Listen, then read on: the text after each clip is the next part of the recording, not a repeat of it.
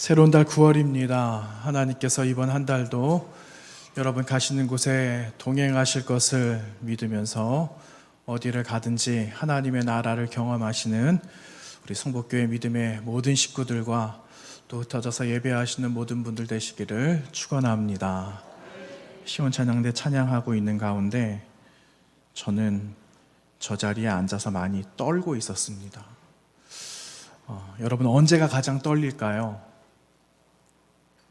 무언가를 시작하기 전이 가장 떨리는 순간이에요. 여러분 예전에 운동장에서 운동회 하신 적 있으시잖아요. 그런데 줄이 이만큼 서 있는데 저 뒤에 있을 때는 별로 떨리지 않습니다. 그런데 언제 떨리냐면은 내가 출발하려고 하는 그 앞에 내가 두 번째 줄에 있을 때 그때는요 많이 떨리는 거예요. 그리고 여러 가지 복잡한 많은 생각들이 그 자리에 있어요. 야, 1등을 해야 될 건데 꼴찌하면 어떡하지? 이런 거 있잖아요. 그래서 무언가를 시작하기 전에 굉장히 떨린다는 거예요. 지금은요 별로 안 떨려요. 시작했기 때문에. 여러분 만약에 우리 앞이 캄캄해요.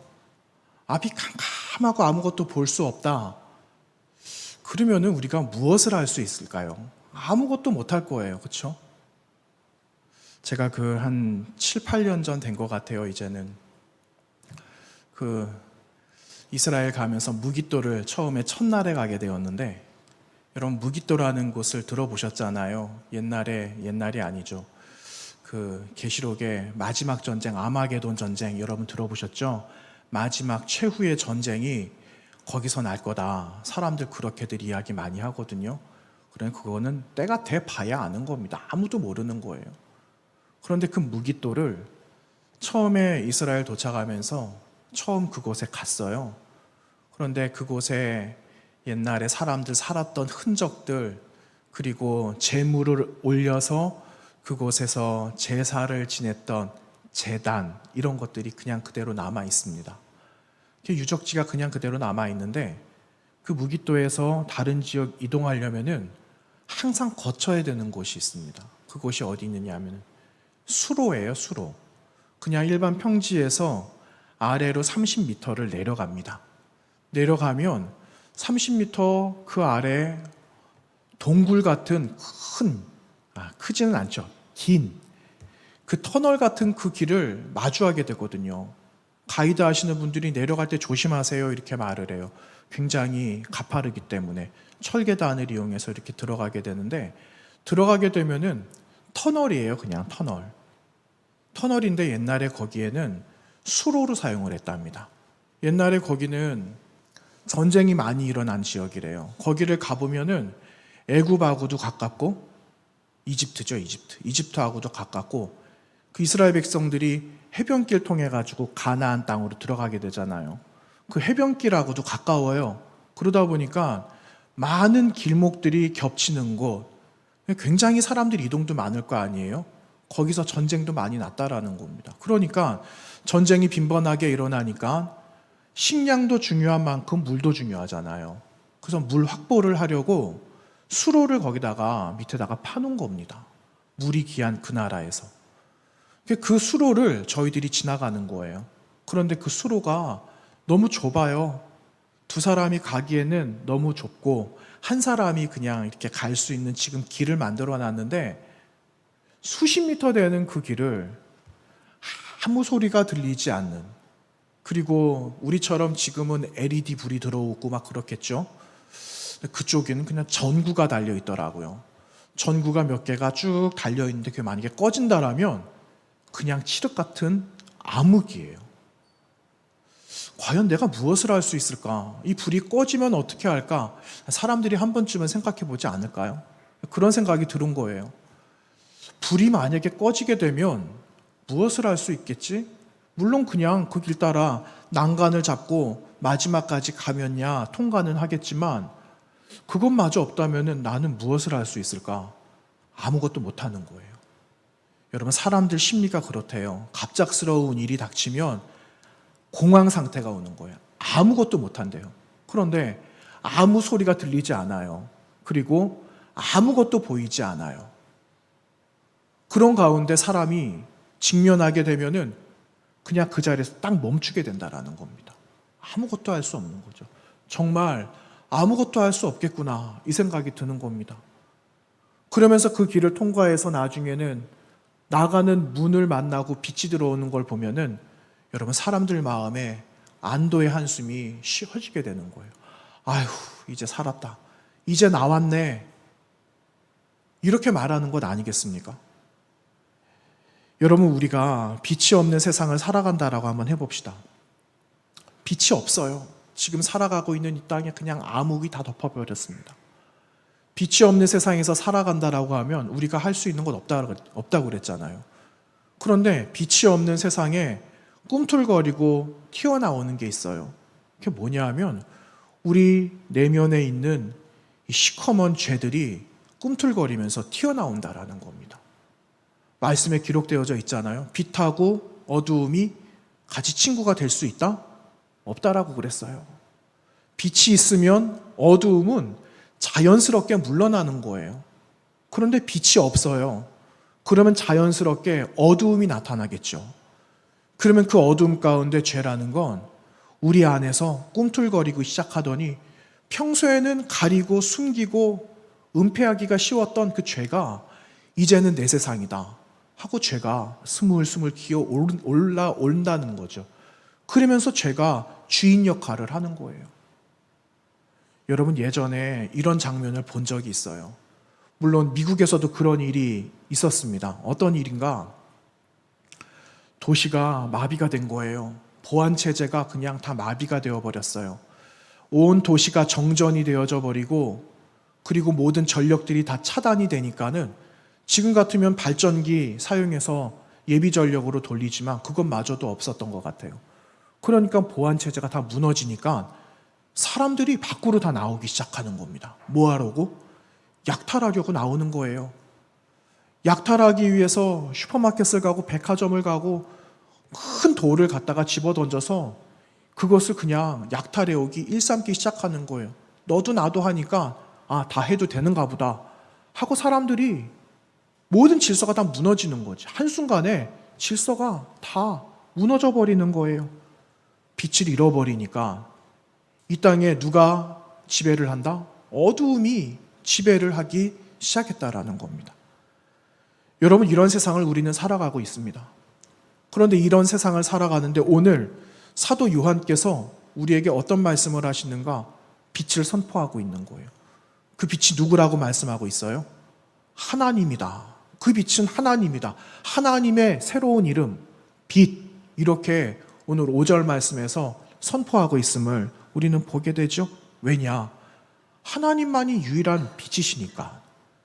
그분이 어두움을 몰아내고 우리를 빛 가운데 초청해 주실 유일한 분이시기 때문에 저와 여러분은 오늘 빛 가운데 불러주셨다라는 사실이에요. 여러분, 오늘도 저와 여러분을 초청해 주신 분, 빛 가운데 초청해 주신 그 하나님이 여러분과 저의 하나님 되심을 믿습니다. 여러분, 오늘 이 빛을 선포하고 있는 사도 요한의 사정이 있었어요. 여러분, 이 지역은 어느 지역인가? 여러분, 지나간 주일날 3차 전도 여행 떠나신 사도 바울 선생님 이야기 드렸잖아요. 3차 전도 여행의 중심이 여러분 어느 지역이라 그랬습니까? 에베소라 그랬잖아요. 그런데 그 에베소 그 지역에서 요한 사도께서 이 요한 서신을 기록하셨거든요. 그런데 이 에베소라는 지역은 조금만 더 이야기를 드리면 지나간 주 우리가 지도를 보니까 바다하고 좀 인접해 있었어요. 해안 서쪽 지대에 이렇게 있게 되었는데 그 지역에 있다 보니까는 주변에 있는 많은 문물들을 쉽게 접하는 거예요. 그러다 보니까는 문화와 종교와 사람들의 생각과 이 모든 것들이 다 혼합이 되는 거죠. 짬뽕이 되는 거예요. 주체도 없이 이것도 좋고 저것도 좋고 이런 문화가 되어버렸어요. 그런데 그렇게 될 수 있었던 게 로마가 통치하고 있었던 그때 당시에 에베소 없으면 안 될 만큼 에베소가 중요한 역할을 하고 있었거든요. 그러니까는 모든 문화를 다 받아들이는 거예요. 그러니까 이런 우상도 있고 저런 우상도 있고. 여러분 아데미 여신이라고 들어보셨죠? 아데미 여신.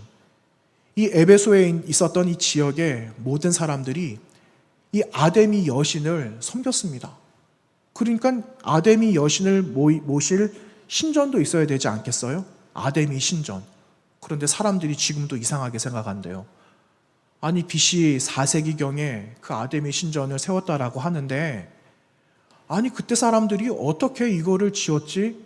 이렇게 웅장한 신전을 어떻게 지을 수 있었을까? 사람들이 그 수수께끼를 풀어내지 못할 만큼 아데미 신전을 너무너무 찬란하고 웅장하게 만들었다라는 겁니다. 저는 안 가봤지만 여러분 언제 때가 되셔서 터키 가시면 여러분 그 에베소를 한번 들려보세요. 그 에베소에 아데미 신전이 지금도 있어요.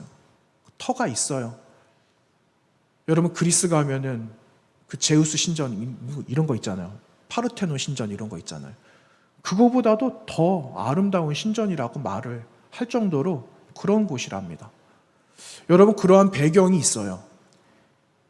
문화, 종교 이렇게 다 그냥 좋다, 다 좋다 하는 그러한 배경 위에 복음을 전하러 들어간다라고 생각해 보세요.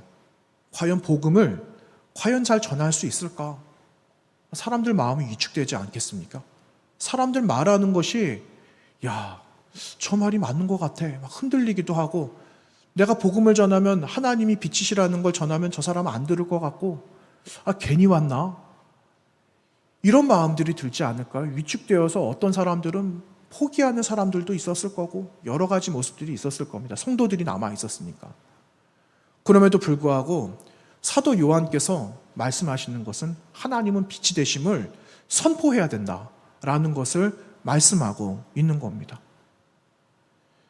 여러분 이들의 삶이 어떠했는가? 가장 큰 문제가 있었어요.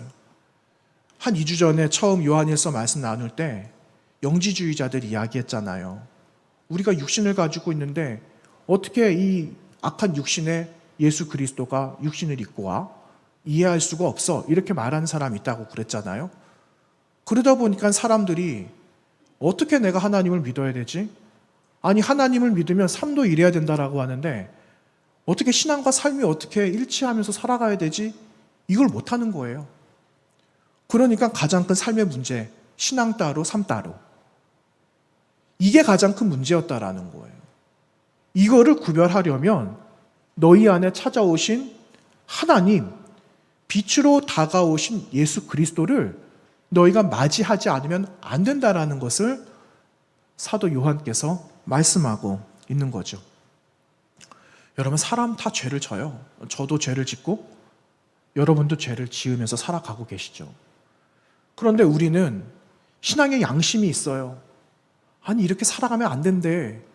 이런 양심이 있잖아요. 그래서 잘 살아가려고 합니다. 아등바등하면서 그 신앙의 대로 복음 안으로 들어오려고 자꾸만 몸부림치잖아요.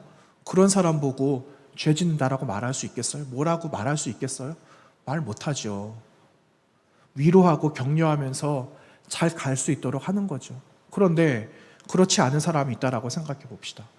죄 짓는 게 더 쉬워요. 죄 짓는 게 더 재미가 있어요. 처음에는 망설였는데 한 번 죄를 짓고 나니까 두 번 짓기는 너무 쉬운 겁니다. 두 번 지으니까 그 다음 안에는 너무너무 떡 먹기는 거예요. 누워서 떡 먹을 만큼 너무너무 쉬운 거죠. 여러분 그런 사람들이 어떻게 하나님과 사귐을 할 수가 있겠어요? 못하는 거죠. 우리는 죄인이지만 여러분 우리가 신앙의 그 양심들을 가지고 하나님과 친밀해지기를 원한다면 하나님은 저와 여러분을 맞이해 주실 뿐 아니라 하나님과의 그 시작했던 사귐이 주님 오시는 날까지 이어지도록 도와주신다라는 겁니다. 여러분 예전에 이런 책이 있었습니다. 이제 가을이 되었잖아요. 제가 추천하겠습니다. 사귐의 기도라는 책이 있어요. 오래전에 나온 책이에요. 김영복 목사님이 쓰신 책인데 이 목사님이 미국 워싱턴에서 목회하시는 분이에요. 그런데 그 글을 참 잘 쓰십니다. 그런데 사귐의 기도를 쓰셨어요. 이 책에서 하는 이야기가 뭘까요? 어떤 내용이 많을까요? 기도하라는 거예요, 기도. 그런데 기도를 어떻게 하는가? 여러분, 기도 어떻게 하면 되겠습니까? 제가 여쭤볼 때가 있거든요. 전화를 하거나 전화 신방 요즘에 할 수밖에 없으니까는 요즘에 어떻게 지내세요? 내지는 요즘에 기도하시는 기도 제목이 뭐예요? 여쭤볼 때가 있어요. 그러면 어떤 분들은 어떻게 기도하고 있어요?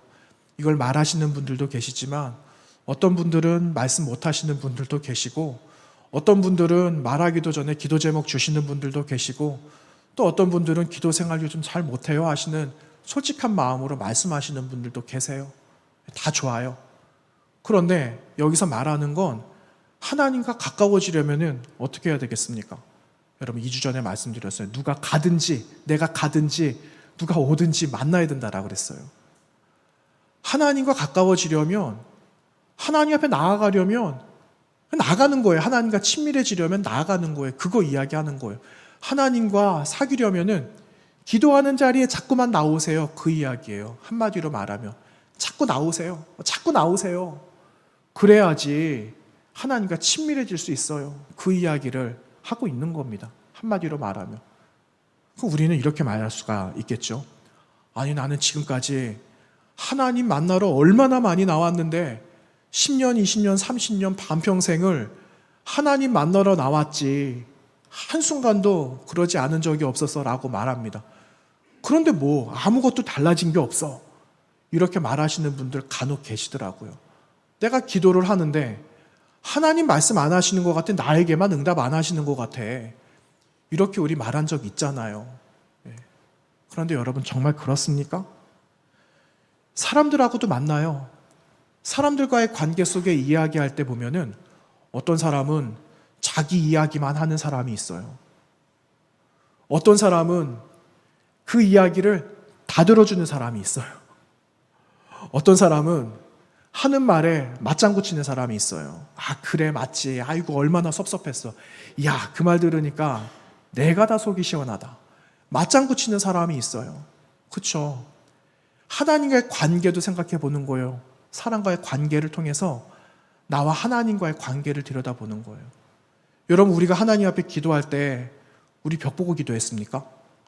아무런 감각 없이 기도했나요? 기도하는데 왜 눈물이 납니까? 기도하는데 속이 뻥 뚫리는 것처럼 여러분, 그러한 속 시원한 느낌을 받은 이유가 뭘까요? 그거는 듣고 계시는 하나님이 여러분 앞에 계시기 때문에 그렇다라는 거예요. 하나님이 어디 안 계시는 게 아니라 하나님이 어떤 사람에게만 계시는 것이 아니라 하나님은 늘 저와 여러분 앞에 늘 그 자리에 계셨다라는 거예요. 그래서 우리는 그 믿음을 가지고 기도하는 거죠. 그러면 하나님 뭐 하실까요? 하나님은 듣고 계시는 거예요. 여러분이 지금까지 저가 함께 기도했던 그 모든 기도의 내용을 하나님은 다 듣고 계셨다라는 거예요. 이제 말씀하시겠죠. 근데 언제 말씀하실지는 모르지만, 말씀하셨을지도 모르지만, 우리는 또 하나님께 기도하면서 울면서 나의 마음을 토하는 거예요. 듣고 계시는 하나님이 계신다는 걸 알기 때문에. 그래서 우리는 하나님이 내 기도를 안 들으신다, 하나님 안 계신다라고 말할 수 없는 거예요. 여러분이 증인이기 때문에. 여러분이 증인이고 제가 증인이기 때문에 여러분 그 증거를 삼으면서 세상에 전하면서 살아가야지 여러분 우린 빛으로 살아갈 수 있게 되는 것 아니겠습니까? 이것 때문에 오늘 다시 저와 여러분을 불러주신 거예요. 그 흔적을 살아가고 있기 때문에 우리는 또 하나님과의 만남을 사귀기 위해서 이 자리에 온 것 아니겠습니까? 사도 요한께서 말씀하고 계시는 것, 여러분 압축해서 말하면 이거 이야기하고 계시는 거예요. 이렇게 하나님과 만남을 자주자주 가져야 된다. 나 혼자 다 토해내고 하나님 듣지 않는 것처럼 느껴질지라도 우리는 무조건 하나님 앞에 나와야 돼. 그래야지 빛처럼 살아갈 수 있다라는 사실을 우리에게 말씀해주고 계시는 겁니다. 그런데 오늘 말씀에 요한 사도께서 우리에게 두 가지 이야기하거든요. 너희 이러면 안 돼. 이거 2개. 이렇게 해야 돼. 2개. 이 말씀을 하시는데 여러분 오늘 말씀에 6절 말씀, 그 다음에 8절과 10절 말씀 제가 볼 건데요. 여러분 한번 눈으로 따라와 보시기 바랍니다. 만일 우리가 하나님과 사귐이 있다 하고 어둠에 행하면, 이렇게 단서가 붙어요. 6절에. 그 다음에 8절 말씀. 만일 우리가 죄가 없다고 말하면, 이런 단서가 붙잖아요. 우리가 하나님과 사귐이 있어요. 사귐이 있는데 어떻게 하나님과 사귐이 없다라고 말할 수 있겠는가? 이 말입니다. 우리는 죄가 있다라는 걸 다 알고 있는데 어찌 죄가 없다라고 말할 수 있지? 그렇게 하면은 안 된다라는 것을 말하고 있어요. 이미 우리는 하나님과 사귐을 시작했거든요. 그래서 죄가 있다라는 걸 알고 하나님과 지금 같이 살아가고 있다라는 것을 우리는 알고 고백하면서 살아가고 있기 때문에 이렇게 말할 수 없다라는 것을 말하고 있는 거예요. 그리고 또 하나, 이제는 그럼 어떻게 살아가야 될 것인가? 그 말씀을 하고 있죠. 그래서 요한 사도께서 신앙의 해법을 우리에게 말씀해 주고 계세요. 어떤 거냐? 7절과 9절 말씀이에요. 우리 7절하고 9절 말씀을 여러분 우리 연결해 가지고 같이 한번 나누어 보도록 하겠습니다. 7절과 9절입니다. 시작. 그가 빛 가운데 계신 것 같이 우리도 빛 가운데 행하면 우리가 서로 사귐이 있고 그 아들 예수의 피가 우리를 모든 죄에서 깨끗하게 하실 것이요 만일 우리가 우리 죄를 자백하면 그는 미쁘시고 의로우사 우리 죄를 사하시며 우리를 모든 죄 불의에서 깨끗하게 하실 것이요 아멘. 이렇게 말씀하고 있어요. 여러분, 우리의 죄를 고백하고 자백하면 우리 죄를 깨끗하게 하실 그분이 빛 대신 하나님이신 줄 여러분 믿으십니까? 여러분, 그 믿음을 가지고 가는 거예요. 그 믿음이에요. 이것 때문에 저희들을 불러주신 거예요.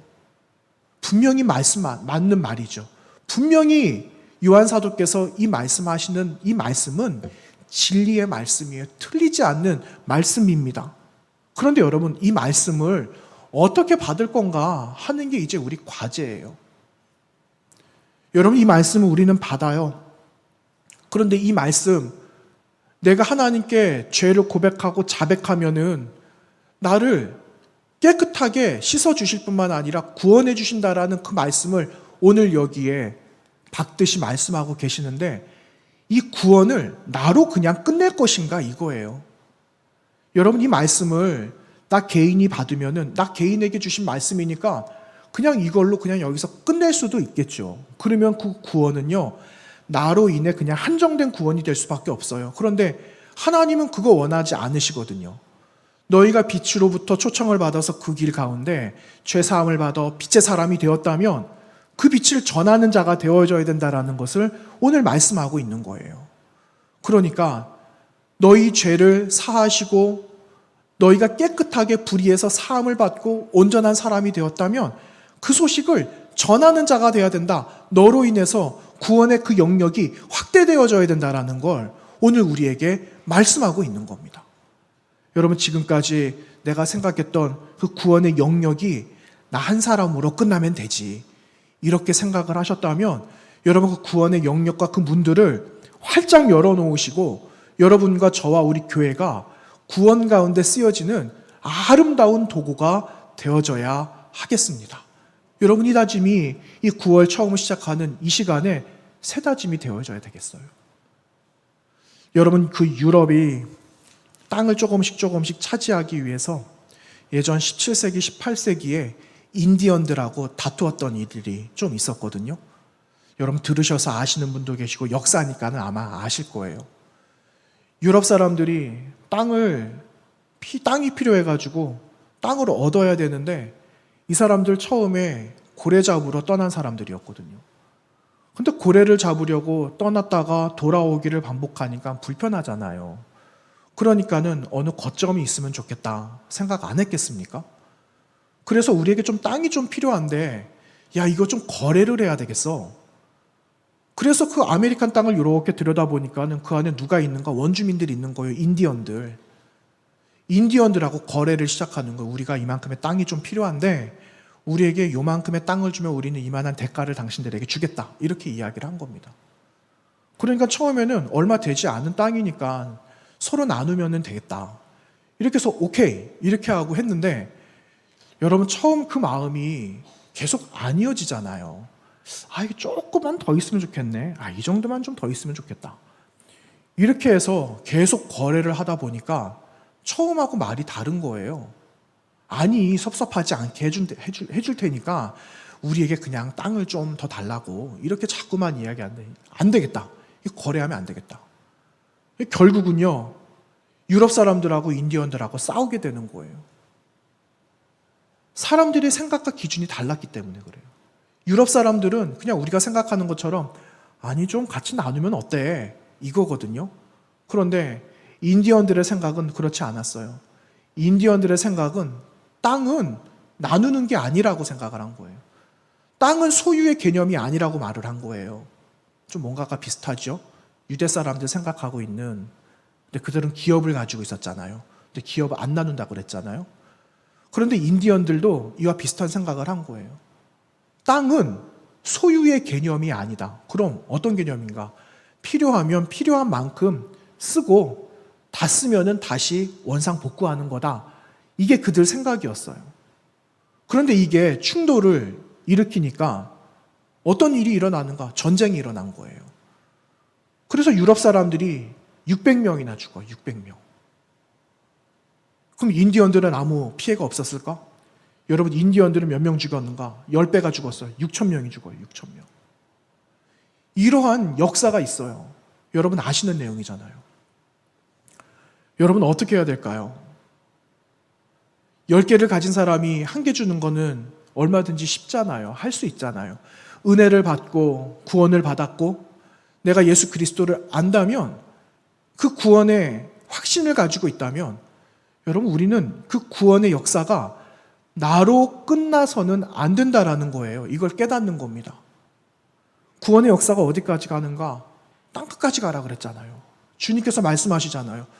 땅끝까지 복음 전해야 된다라고 말씀하시잖아요. 그 땅끝이 여러분 어디겠습니까?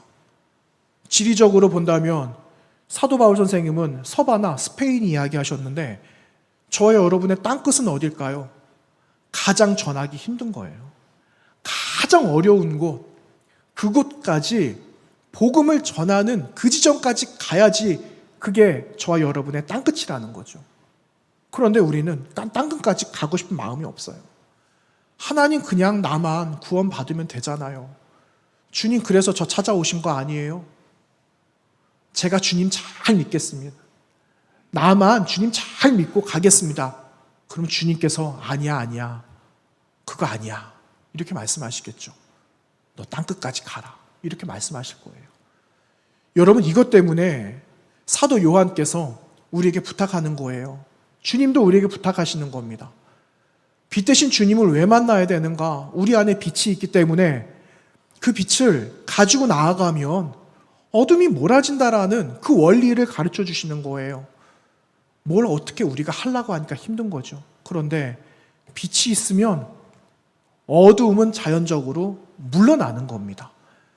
여러분 나중에 여러분 예배 다 끝나고 나면 이제 돌아갈 거 아니에요? 그러면 예배당에 모든 불빛은 다 꺼질 겁니다. 저희가 다시 오기 전까지는 깜깜하겠죠. 그런데 다시 모이는 그 자리에 스위치를 하나 올리면 이 모든 어둠은 아무 소리 없이 사라져버립니다. 그거와 같은 거예요. 여러분과 저가 빛입니다. 하나님 아버지가 빛이신데 그의 아들과 딸들도 빛 아니에요? 그 아들과 딸들이 세상으로 향해 나가는데 세상의 모든 흑암과 권세가 어두움들이 그냥 물러나는 거예요. 야, 빛이다. 도망가자. 이러고 가는 거예요. 그래서 여기만 있으면 안 된다라는 거예요. 나아가야 되는 거예요. 빛으로 나아가야지 어두움이 물러나고 어두움 속에 사무쳤던 그 사람들이 빛을 발견하고 빛 가운데 나오고 그 사람들이 저 여러분과 이 땅의 교회들을 통하여서 하나님과 교제를 맺으면서 친밀함을 누리면서 그분이 하나님이시구나, 그분이 빛이시구나 라는 것을 깨닫게 되는 겁니다. 그래서 저 여러분의 삶이 중요한 거예요. 여러분 이번 주 한 주간 살아가는 삶이 저 여러분의 마지막 인생에 남겨진 7일이라고 생각해 보세요. 여러분 무엇 하시겠습니까? 태풍이 올라온대요. 흰남노인지 뭔지는 잘 모르겠지만 올라오고 있답니다. 그런데 그 태풍이 역사상 가장 최고랍니다. 최고. 여러분 걱정되시잖아요. 그런데 일주일 남은 삶이 내 생의 전부라 그러면 태풍이 무섭겠습니까? 하나님 나라 갈까 못 갈까 이게 중요한 거죠. 아마 태풍 뚫고 아마 여러분 가실 겁니다. 예수 그리스도 전하기 위해서, 같이 구원받기 위해서 여러분 나가실 거예요. 안 그러신 분 손 한번 들어보세요. 보세요. 한 분도 안 계시잖아요. 한 분도 안 계시잖아요. 여러분 이렇다니까는요. 여러분 이번 한 주간 태풍이 올라온다고 걱정은 조금 되지만 전 걱정 요만큼 됩니다. 뭐 이만큼 안 돼요. 걱정 요만큼 됩니다. 전 걱정 안 합니다. 하나님 손 아귀에 있는데, 태풍이 하나님 손 안에 있는데 그거 뭐 보이겠어요? 하나님 손에서. 하나님께서 다 지나가게 하실 거예요. 우리는 빛대로 살아가는 거예요. 세상이 어떻게 된다라고 할지라도 빛처럼 살아가는 겁니다. 그러면 어둠은 자연적으로 물러나는 거예요. 그렇게 해서 여러분 이번 한 주간을 살아가시는데 나 빛이다. 매일매일 아침에 눈 뜨시면 나는 빛이다. 선포하세요. 어둠아 물러가라. 이거 할 필요도 없이 나는 빛이다. 이걸 선포하면 어둠은 그냥 물러가는 거예요. 그러한 삶을 이번 한 주간 살아가시고 하나님이 빛이시니까 빛대로 살아가셔서 세상에 수많은 사람이 주님께로 돌아오는 귀한 역할들을 저와 여러분이 이번 한 주간 잘 감당하는 복된 한 주간이 되시기를 축원합니다. 기도하겠습니다.